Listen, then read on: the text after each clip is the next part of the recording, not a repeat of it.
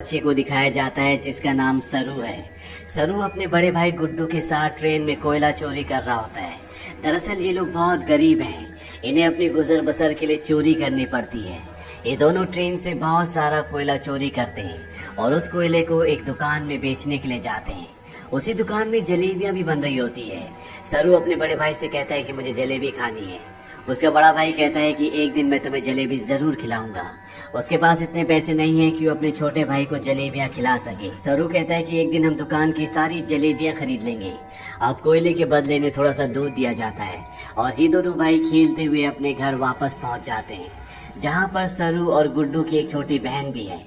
ये तीनों अपनी माँ के साथ रहते हैं। सरू की माँ अपने दोनों बच्चों से पूछती कि वो दूध कहाँ से लेकर आए, लेकिन वो इस बात का कोई भी जवाब नहीं देते। उसी रात को सरू का भाई गुड्डू काम पर जा रहा होता है। सरू कहता है कि मैं भी तुम्हारे साथ काम पर चलूंगा।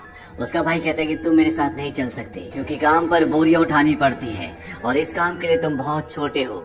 सरू अपने सिर के ऊपर चेयर उठाकर दिखाता है, साथ ही साथ वो साइकिल भी उठाने की कोशिश करता है। सरू कहता है कि मैं कोई भी काम कर सकता हूँ। सरू की जिद करने पर उसके भाई को उसे अपने साथ ले जाना पड़ता है। ये दोनों के दोनों एक ट्रेन स्टेशन पहुँचते हैं। सरू अपने भाई गुड्डू की गोद में ही सो जाता है। उसका भाई उसे उठाने की कोशिश भी करता है पर सरू बहुत छोटा है, उसे बहुत नींद आ रही होती है। वो कहता है कि मुझे सोने दो। सरू का भाई गुड्डू उसे एक बेंच पर लिटा देता है और कहता है कि मैं कल सुबह काम कर कर वापस लौट जाऊंगा, तुम यहीं पर रहना। जाने से पहले सरू अपने भाई को कहता है कि जब तुम लौटोगे तो जलेबी लेकर आना। वो कहता है कि ठीक है। सरू कहता है 2000 जलेबियां। इसके बाद उसका भाई गुड्डू काम पर चला जाता है। कुछ ही देर बाद जब रात और भी गहरी हो जाती है, स्टेशन पूरी तरह से खाली हो जाता है। इस पूरे स्टेशन पर सिर्फ एक ही बच्चा होता है और वो होता है सरू। सरू वहीं प्लेटफॉर्म पर खड़ी एक ट्रेन में जाकर बैठ जाता है। कुछ ही देर बाद उसे नींद आ जाती है। सुबह जब उसकी नींद खुलती है तो ट्रेन चल रही होती है। सरू ये देखकर घबरा जाता है और ट्रेन में चारों तरफ भागता है। वो अपने भाई को आवाज भी देता है, साथ ही साथ वो ट्रेन के दरवाजे खोलने की भी कोशिश करता है पर दरवाजे पूरी तरह से लॉक्ड होते हैं। इसीलिए ट्रेन के कई बार रुकने के बाद भी वो ट्रेन से बाहर नहीं निकल पाता। ट्रेन की बोगी पूरी तरह से खाली है। सरू भूखा प्यासा इस ट्रेन में फंस चुका है। कुछ दिन का सफर तय करने के बाद ट्रेन कलकत्ता वेस्ट बंगाल पहुंच जाती है, यानी सरू के घर से 1600 किलोमीटर दूर। सरू मध्य प्रदेश के खांडवा डिस्ट्रिक्ट से है। वो स्टेशन पे उतरता है जहाँ पर बहुत ज्यादा भीड़ होती है। वो टिकट काउंटर पर जाता है और कहता है कि मुझे अपने घर जाना है, पर यहाँ पर सब बंगाली में बात कर रहे होते हैं। सरू को किसी की बात समझ में नहीं आती। वो वहीं स्टेशन पर बैठे अपने जैसे कुछ बच्चों के साथ जाकर बैठ जाता है जिनके पास कोई भी घर नहीं होता। और कुछ ही देर बाद यहाँ पर कुछ लोग आते हैं जो उन बच्चों को उठाकर अपने साथ ले जा रहे होते हैं। सरू किसी तरह से वहाँ से भाग जाता है और वो एक बार फिर से रात के अंधेरे में इस बड़े शहर में पूरी तरह से अकेला है। उसे बहुत भूख भी लगी होती है। तभी उसे देवी माता की एक मूर्ति दिखती है। वो देवी माँ को नमन करता है और देवी माँ के चरणों में जो प्रसाद होता है वो उस प्रसाद को खाता है। अगली सुबह सरू ट्रेन ट्रैक पर चल रहा होता है क्योंकि वो अपने घर जाना चाहता है। तभी यहाँ पर एक औरत आती है जिसका नाम नूर होता है।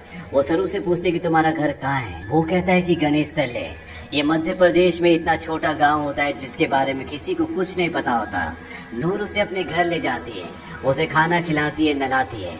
वो कहती है कल सुबह एक आदमी आएगा जो तुम्हारी मदद करेगा, वो तुम्हें तुम्हारी मम्मी से मिलवा देगा। अगली सुबह यहाँ पर रामा नाम का एक आदमी आता है। वो सरू की पूरी बॉडी चेक करता है और नूर को धीरे से कहता है कि तुमने बहुत अच्छे से काम किया। उन्हें ऐसी लड़के की तलाश थी। सरू को इन दोनों पर शक हो जाता है, इसीलिए मौका देकर इस घर को छोड़कर भाग जाता है। सरू अपने कई दिन हावड़ा ब्रिज के आसपास गुजारता है। उसे हमेशा अपनी मम्मी की याद आती है कि किस तरह से उसकी मम्मी पत्थर तोड़ा करती थी और वो अपनी मम्मी की मदद किया करता था। सरू अपनी मम्मी से बहुत प्यार करता है पर अब वो यहाँ से 1600 किलोमीटर दूर है जिसके बारे में सरू को कुछ भी नहीं पता। सरू को इसी तरह से यहाँ पर 2 महीने बीत जाते हैं और एक सुबह जब बारिश हो रही होती है तो वो एक कैफे के बाहर बैठा होता है। कैफे के अंदर एक लड़का कॉफी पी रहा होता है और बाहर से सरू उसकी नकल उतार रहा होता है। वो लड़का बाहर आता है और सरू को कुछ खाने के लिए देता है। इसके बाद वो सरू को अपने साथ पुलिस स्टेशन ले जाता है। वो बताता है कि इस लड़के को बंगला बोली नहीं आती है, हिंदी में बात करता है। जब मैंने इससे पूछा कि कहाँ से है तो इसने बताया कि गणेश तल्ले से है। इस जगह के बारे में न लड़के को ना ही पुलिस वाले को कुछ पता होता है क्योंकि ये मध्य प्रदेश में एक बहुत छोटा सा गांव है। लड़का सरू से उसकी मम्मी का नाम भी पूछता है। सरू कहता है कि मेरी मम्मी का नाम अम्मी है। दरअसल उसे अपनी मम्मी का नाम नहीं पता होता पुलिस उसके पेरेंट्स को ढूंढने की बहुत कोशिश करती है, पर सरू के घर का, उसके गांव का, उसके परिवार का कुछ भी पता नहीं चलता। इसीलिए पुलिस उसे एक अनाथ आश्रम में भेज देती है। सरू 3 महीने वहाँ पर गुजारता है और 3 महीने के बाद सरू से एक लेडी मिलने आती है जिसका नाम मिसेस सूद होता है। वो सरू को बताती है कि पिछले 3 महीनों से हम तुम्हारी अम्मी को, तुम्हारे परिवार को ढूंढने की कोशिश कर रहे हैं, पर कुछ भी पता नहीं चला। हमने न्यूज़पेपर में इश्तेहार भी दिया, जिस न्यूज़पेपर को हर रोज 1.5 करोड़ लोग पढ़ते हैं, पर इसका भी कोई फायदा नहीं हुआ। सरू कहता है कि मेरा घर यहाँ से बहुत दूर है, मैं अपनी अम्मी के पास, गुड्डू के पास जाना चाहता हूँ। मिसेस सूद कहती है कि हमने हर जगह तलाश करने की कोशिश की, अब इंतजार का कोई फायदा नहीं है। एक ऑस्ट्रेलियन कपल है जो तुम्हें अडॉप्ट करना चाहता है, वो बहुत अच्छे लोग हैं, उनके साथ तुम बहुत खुश रहोगे, तुम्हें ऑस्ट्रेलिया जाना होगा। इसके बाद मिसेस सूद सरू को अपने साथ अपने घर ले आती है, जहाँ पर कुछ और बच्चे भी होते हैं। मिसेस सूद सबको इंग्लिश के वर्ड, टेबल मैनर से सब कुछ सिखाती हैं और अब सरू को ऑस्ट्रेलिया भेज दिया जाता है, जहाँ पर मिस्टर जॉन और उनकी वाइफ सू, जिन्होंने सरू को अडॉप्ट किया होता है, उसे देखकर वो बहुत खुश होते हैं। सरू को ये अपने घर ले आते हैं। छोटे से मिट्टी के घर में रहने वाला सरू जब इस घर को देखता है तो पूरी तरह से हैरान होता है। साथ ही साथ वो बहुत गुमसुम भी होता है, क्योंकि ये देश, यहाँ की हवा, मिट्टी सब सरू के लिए पूरी तरह से नए हैं। सरू की मॉम, जिसका नाम सू है, जिसने सरू को अडॉप्ट किया है, वो सरू से इंग्लिश में कहती है कि मुझे पता है कि तुम्हारा सफर इतना आसान नहीं था, तुम मुझे इस वक्त कुछ नहीं बता सकते, पर एक दिन तुम मुझे सब कुछ बताओगे। सरू धीरे धीरे इनकी भाषा, इनका रहन सहन सीखना शुरू कर देता है। बहुत जल्द वो इन सब के साथ कंफर्टेबल हो जाता है। मिस्टर जॉन और उनकी वाइफ सू सरू से अपने बेटे की तरह प्यार करती है। वो उसकी जिंदगी में किसी तरह की कोई कमी नहीं होने देते। 1 साल बाद ये एक और बच्चे को अडॉप्ट करते हैं, जो इनके साथ एडजस्ट नहीं हो पाता। वो अपने आप को नुकसान पहुंचाना शुरू कर देता है, पर मिस्टर जॉन और उनकी वाइफ इस बच्चे को कंट्रोल करने की, समझाने की कोशिश करते हैं, क्योंकि वो इसकी मदद करना चाहते हैं। उसी रात को मिसेस सू रो रही होती है। सरू उनके पास जाता है, उनके आंसू पोंछता है और उनके गले से लग जाता है, यानी कि अब उसने पूरी तरह से उन्हें अपनी मॉम मान लिया है। धीरे धीरे वक्त बीतता और 20 साल बीत जाते हैं। सरू अब बड़ा हो चुका है। मिस्टर जॉन और उनकी वाइफ, जो सरू के मॉम डैड है, उनको सरू पर गर्व होता है। वो होटल मैनेजमेंट की पढ़ाई करने के लिए मेलबोर्न जा रहा होता है। वो अपने उस भाई से भी मिलता है जिसे मिस्टर और मिसेस जॉन ने सरू के बाद अडॉप्ट किया था, लेकिन ये दोनों एक दूसरे को पसंद नहीं करते। सरू अब होटल मैनेजमेंट की इंट्रोडक्टरी क्लास में पहुंच जाता है, जहां पर सब अपने बारे में बताते हैं। सरू कहता है कि वो अपना होटल खोलना चाहता है। साथ ही वो ये भी बताता है कि वो इंडिया में कैलकाटा से है। इसके बाद यहाँ पर जितने भी स्टूडेंट्स होते हैं वो सब के सब हाउस पार्टी रखते हैं, जहाँ पर सरू भी जाता है। यहाँ बहुत सारे इंडियन स्टूडेंट्स भी होते हैं, इसीलिए यहाँ पर खाने में बहुत सारा इंडियन फूड होता है। और सरू जब वहाँ पर जलेबियाँ देखता है तो उसे बचपन का वो लम्हा याद आ जाता है, जब उसने अपने भाई गुड्डू से जलेबी खाने के लिए कहा था और जवाब में उसके भाई गुड्डू ने कहा था कि वो उसे जलेबी जरूर खिलाएगा। सरू ने कहा था कि एक दिन वो सारी जलेबी खरीद लेंगे।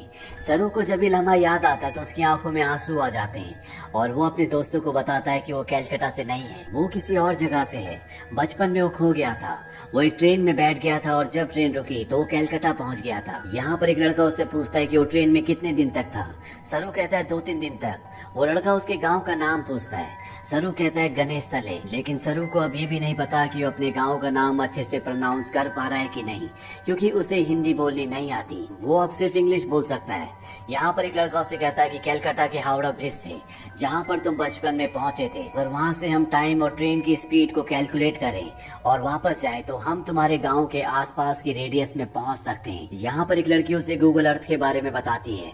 वो कहती है गूगल अर्थ के सहारे तुम दुनिया की किसी भी जगह को ढूंढ सकते हो, पर सरू इस बारे में और ज्यादा बात करने से मना कर देता है। इसके बाद ये पार्टी से निकल जाते हैं। सरू के साथ एक लड़की भी होती है जिसका नाम लूसी होता है। ये दोनों एक दूसरे की तरफ अट्रैक्टेड होते हैं, इसीलिए रात को ये दोनों एक दूसरे के फिजिकली बहुत क्लोज हो जाते हैं। अगली सुबह जब सरू उठता है तो उसे अपने पेरेंट्स की, अपने घर की, अपने गाँव की याद आती है। उसे एहसास होता है कि उसके खो जाने के बाद उसकी मॉम, भाई बहन उसके लिए कितना परेशान हुए होंगे। इसीलिए गूगल अर्थ एप्लीकेशन के जरिए, साथ ही साथ स्टेशन से अपने घर की जो दूरी होती है उसकी कैलकुलेशन करके हर तरह से अपने गांव गणेश तले को ढूंढने की कोशिश करता है, पर उसकी सारी कोशिश पूरी तरह से बेकार हो जाती है। धीरे धीरे वक्त बीतता और 3 साल बीत जाते हैं। लूसी का और सरू का रिश्ता अब और भी गहरा हो चुका है। ये दोनों एक दूसरे से बहुत प्यार करते हैं, पर सरू आज भी अपने परिवार के लिए परेशान है। उसे कई बार अपने भाई की छवि दिखती है। उसे एहसास होता है कि उसका भाई उसे कह रहा है कि उसे घर चले जाना चाहिए। सरू अपने परिवार की यादों में उन्हें ढूंढने में इतना खोया होता है कि धीरे धीरे वो लूसी से अलग हो जाता है।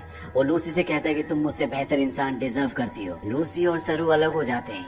कई महीनों के बाद लूसी को सरू जब एक दिन एस्केलेटर पर देखता है तो वो उससे बात करता है। वो लूसी से कहता है कि वो उसे बहुत मिस करता है। इसके बाद एक बार फिर से दोनों एक दूसरे के बहुत क्लोज आ जाते हैं। लूसी सरू से कहती है कि तुम्हें अपनी मॉम के पास जाना चाहिए, उन्हें तुम्हारी जरूरत है। सरू अपनी मॉम के पास जाता है जिनकी तबीयत खराब होती है। सरू को आज तक ये लगता था कि उसकी मॉम ने उसे इसलिए अडॉप्ट किया क्योंकि वो कभी माँ नहीं बन सकती, पर सू सरू को बताती है कि मैं माँ बन सकती थी, पर मैंने और तुम्हारी डैड जॉन ने डिसाइड किया था कि हम 2 बच्चों को अडॉप्ट करेंगे, क्योंकि इस दुनिया में बहुत सारे ऐसे बच्चे हैं जिन्हें माँ बाप की, परिवार की जरूरत है।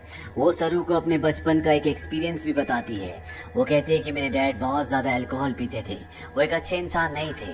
मैं हमेशा डरी डरी रहती थी, और एक दिन जब मैं अपने घर के पीछे गई तो मैं चाहती थी कि धरती मुझे निगल ले। तभी मुझे खेत की दूसरी तरफ एक बच्चा दिखा जिसकी ब्राउन स्किन थी, और अगले पल वो बच्चा मेरी साइड में खड़ा था। उस पर मुझे एहसास हो गया कि अब मेरी जिंदगी में सब कुछ ठीक होगा। फिर तुम और तुम्हारा भाई मेरी जिंदगी में आए, लेकिन अब तुम मुझसे बात नहीं करते, मुझे तुम्हारी जरूरत है। सरू को यहाँ पे एहसास होता है कि उसे अपनी मॉम का साथ देना चाहिए, और साथ ही वो अपनी बायोलॉजिकल मदर को भी ढूंढना चाहता है, अपने भाई को ढूंढना चाहता है। इसीलिए एक बार फिर से वो गूगल अर्थ पर अपने गाँव को ढूंढने की कोशिश करता है, और जब वो इंडिया के अलग अलग हिस्सों को जूम करके देखता है तो उसे वो जगह दिख जाती है जहाँ पर उसकी मॉम पत्थर तोड़ा करती थी। इसके बाद वो धीरे धीरे आसपास के पूरे एरिया को सर्च करता है, और उसे अपना गांव, जिसका नाम गणेश तलाई है, वो मिल जाता है। उसे पता चल जाता है कि उसका गांव मध्य प्रदेश के खांडवा डिस्ट्रिक्ट में है। इस बात से बहुत खुश होता है। वो ये बात लूसी को और अपनी मॉम को भी बताता है। उसकी मॉम भी उसके लिए बहुत खुश होती है, क्योंकि उसकी मॉम और उसके डैड चाहते हैं कि वो इंडिया जाकर अपने परिवार से मिले। सरू अब भारत आ जाता है, और वो उस जगह पहुंच जाता है जहां पर उसने अपना बचपन बिताया था। वो धीरे धीरे बचपन की यादों से आगे बढ़ता हुआ उस घर तक पहुंच जाता है जहां पर बचपन में वो अपनी मॉम, अपने भाई और अपनी बहन के साथ रहा करता था। पर अब इस घर में कोई भी नहीं रहता।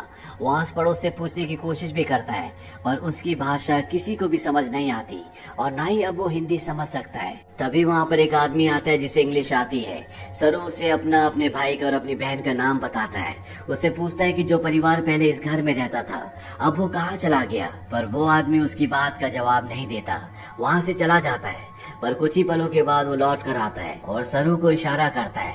सरू जब उस तरफ जाता है तो वो देखता है कि सामने से एक बूढ़ी औरत आ रही होती है, और ये औरत और कोई नहीं बल्कि वो होती है जिसकी गोद में सरू ने अपना बचपन बिताया था। ये उसकी बायोलॉजिकल मॉम होती है। वो उनके गले लगकर बहुत रोता है। सरू की मॉम आज तक इस गांव को छोड़कर इसीलिए नहीं गई थी क्योंकि उसे यकीन था कि एक दिन उसका बेटा लौटकर जरूर आएगा। सरू की बहन भी यहाँ पर होती है। वो अपनी बहन को अपने गले से लगा लेता है, पर सरू अपने भाई से मिल नहीं पाता। उससे पता चलता है कि जिस रात वो अपने भाई के साथ काम पर गया था, पर सरू को नींद आ रही थी, इसीलिए उसके भाई ने उसे बेंच पर सुला दिया था। और जब उसका भाई जा रहा था तो सरू ने अपने भाई से कहा था कि सुबह जलेबी लेकर आना। उसी रात को उसके भाई गुड्डू की एक ट्रेन दुर्घटना में मृत्यु हो गई थी। यानी कि एक माँ ने एक ही रात में अपने दोनों बेटों को खो दिया था। पर उसकी उम्मीद, ईश्वर पर उसकी आस्था थी, जो इतने सालों तक वो अपने छोटे बेटे सरू का इंतजार करती रही। और आज 25 सालों के बाद उसका बेटा वापस लौट आया। सरू इसके बाद ऑस्ट्रेलिया में अपने मॉम और डैड को कॉल करता है। वो उन्हें बताता है कि मुझे मेरा परिवार मिल गया, पर इससे कुछ भी नहीं बदलता। आज भी आप मेरे लिए वही हो जो पहले थे। आप मेरे मॉम डैड हो। इसके बाद सरू उन सभी जगहों पर जाता है जहाँ पर वो अपने भाई के साथ खेला करता था, और इन जगहों पर जाकर उसे अपने बचपन की याद आ जाती है जब वो इन्हीं रास्तों पर अपने भाई के साथ चला करता था। सरू को यहाँ पर एक और बात पता चलती है कि उसका नाम सरू नहीं बल्कि शेरू है, जिसका मतलब होता है लायन।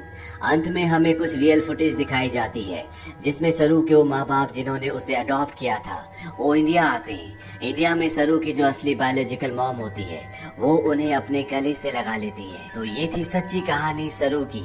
ऑफिशियल रिपोर्ट्स के मुताबिक पता चलता है कि भारत से हर साल 80,000 बच्चे गायब होते हैं, लेकिन उसमें से 1% भी बच्चे ऐसे नहीं हैं जिनकी किस्मत सरू की तरह हो।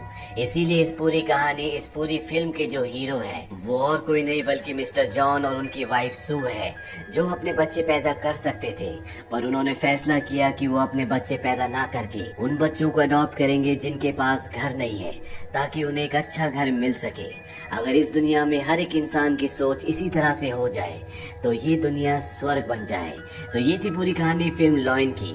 ये फिल्म सन 2016 में रिलीज हुई थी। IMDb पर इसकी रेटिंग है 8। इस फिल्म का बजट था $12 मिलियन और बॉक्स ऑफिस पर इसने कमाई की थी $141 मिलियन की।